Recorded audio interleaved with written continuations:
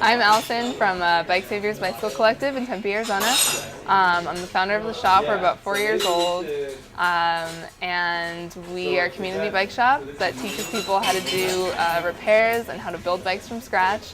We also do a women's workshop once a week and an arts and crafts workshop where we teach people how to repurpose old bike parts that can't be used for bikes anymore. We have been working with the Tour de Fat Festival for the past, I think this was actually our 3rd year, and the money from that festival all goes back to the cycling advocacy groups in Phoenix. So we share the profits from the festival with the Tempe Bicycle Action Group, which is our advocacy group, and the Mountain Bike Association of Arizona.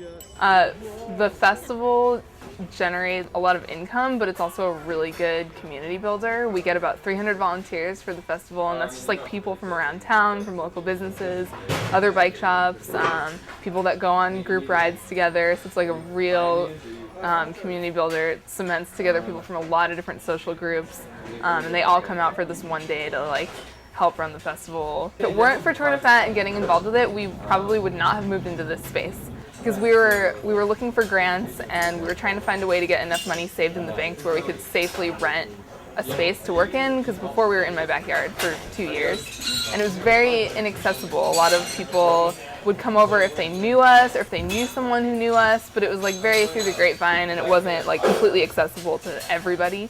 So we really wanted to move into a space for that reason.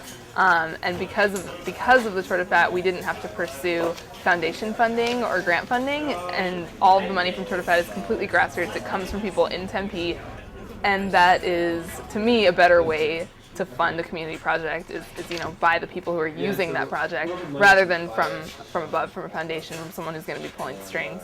And actually, because of the money that we get from Tour de Fat, we were actually able to start our own grant program.